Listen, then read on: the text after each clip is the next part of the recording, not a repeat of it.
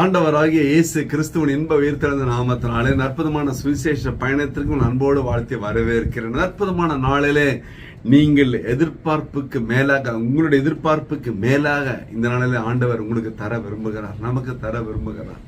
வசனம் அழகாய் சொல்லுகிறது.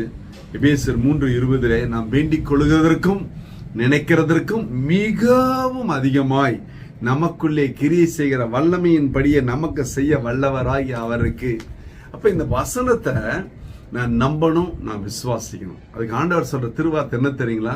யோவான் 11:40 நீ விசுவாசித்தால், உன் தகப்பன் அல்ல, உன் தாய் அல்ல, உன் நண்பன் அல்ல, உன் மனைவி அல்ல, உன் பிள்ளைகள் அல்ல, பெற்றோர் அல்ல, ஊரார் உறவினர் அல்ல, நீ விசுவாசித்தால் எனக்கு ஆண்டவர் இதை செய்வார் என்று நீ விசுவாசித்தால். அப்ப விசுவாசித்துட்டு சோர்ந்து சுருங்கி படுத்துக்கிறது இல்லை இல்லையா? விசுவாசம் என்ன பண்ணணுங்க? அது கிரியையுள்ள விசுவாசம் மாறணும். அப்ப என்ன சொல்லணும்? நிச்சயமாகவே ஆண்டவர் எனக்கு செய்வார் அப்படின்னு நீங்க சொல்லணும் இல்லையா? அற்புதமா செய்வாருங்க, ஆச்சரியமா செய்வாருங்க, அபிஷேகமா செய்வாருங்க, உண்மையா செய்வாருங்க, என்னை கொண்டு பெரிய அசைவாருங்கன்னு நீங்க சொல்லணும். அதை விட்டுட்டு எப்ப செய்வாரு, எங்க செய்வாரு, இன்னும் செய்வாரு, எனக்கா செய்வாரு இல்லையா? கேட்கும் போது ராகம், அது எப்படி செய்வாரு எனக்கு எப்படி தெரியுங்களா? நான் விசுவாசிக்கிறேன், எனக்கு செய்வார். ஹல்லேலூயா.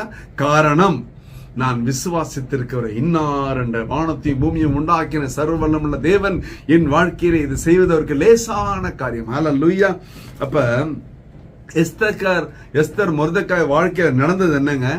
எஸ்தர் யூத ஜனங்களை இந்த ஆமான் கைக்கு தப்பி விக்கும்படி என்று ஒரு விண்ணப்பத்தை வைக்கிறார். அவங்க தப்பு வச்சா போதும், யூத ஜனங்க வாழ்ந்துருவாங்கன்னு நினைச்சா.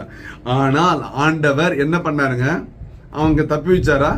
தப்பு வச்சது ஒரு பக்கம் இருக்கட்டும், ஆமானையும் அவன் கூட்டத்தாரையும் யூதருக்கு விரோதமா எழும்பின அனைவரையும் கொன்று போட்டு, பாத்தீங்களா? எதிர்பார்ப்புக்கு மேலாக ஆமா கதை முடிஞ்சது, அவன் பிள்ளைங்க கதை முடிஞ்சது, அந்த சந்ததியே காலி.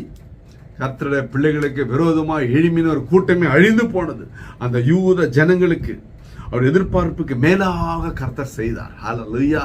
தன்னை தான் ஒடுக்கி விசுவாசித்து உபவாசித்து ராஜாவின் சமூகத்தில் போய் நின்று தன்னுடைய கூக்குரல் கதறலை வைத்த பிறகு உடனடியாய் காரியம் மாறுதலாய் முடிந்தது. இந்த நாளில நீ விசுவாசிக்கிறாயா, உபவாசிக்கிறாயா, கர்த்தருடைய பாதத்தில் உன் கண்ணீரை சிந்திருக்கிறாயா? இப்பொழுது இன்று அந்த வசனம் சொல்லுகிறது பாருங்களேன்.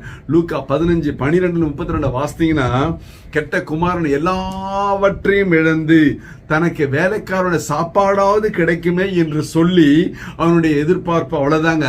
என்ன எதிர்பார்ப்புங்க? கெட்ட குமாரனுக்கு வீட்டுக்கு வந்தா சாப்பாடு கிடைக்கும் இல்லைங்களா? வேலைக்காரனுக்கு சாப்பாடு, எனக்கு சாப்பாடு கிடைக்கணும். ஆனா எதிர்பார்ப்புக்கு மேல ஆண்டவர் என்ன செஞ்சாருங்க?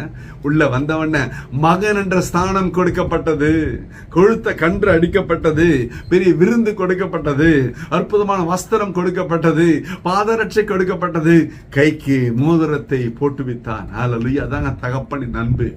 நீங்க ஒருவேளை கொஞ்சமா கேட்டிருக்கலாம், எனக்கு தகுதி இல்லை ஆண்டவரை, படிப்பில்லை, அந்தஸ்தில், அறிவில்லை, அனுபவம் இல்லைன்னு கேட்டிருக்கலாம். ஆனா ஆண்டவர் சொல்றாரு, நீ என் மகன் அல்லவா, என் மகள் அல்லவா, உனக்கு சேம் யாருக்கு செய்வார், உனக்காக என் ஜீவனையே கொடுத்தேனே, உன்னை மீட்டெடுக்கும்படி என்னையே கொடுத்தேனே, உனக்கு ஆசீர்வாதத்தை கொடுப்பது கர்த்தருக்கு லேசான காரியம்.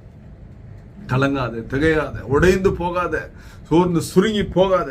கெட்ட குமாரன் சாப்பாடு மட்டும் கிடைக்கும் என்று வந்த சூழ்நிலையில கர்த்தர் அவனை மகனாக உயர்ந்த ஸ்தானத்துல வச்சு பெரிய ஒரு விருந்து ஏற்பாடு பண்ண.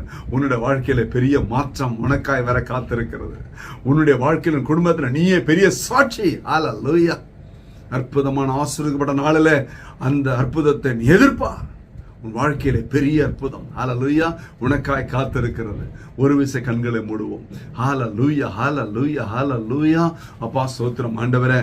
அற்புதமான ஆசீர்வாத திருநாளில என் வாழ்க்கையில நடக்காதா என்று அங்கலாய்ப்போடு கேட்டுக்கொண்டிருக்கிற, பார்த்து கொண்ட பிள்ளைகளோட வாழ்க்கையில ஒரு மாற்றம், ஒரு மறுமலர்ச்சி, ஆசீர்வாதம் கடந்து வரட்டும் ஆண்டவர.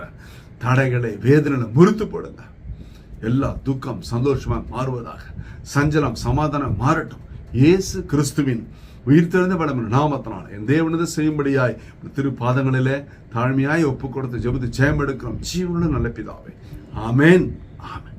கர்த்தர் உங்களை ஆசீர்வதிப்பாராக. Praise the Lord.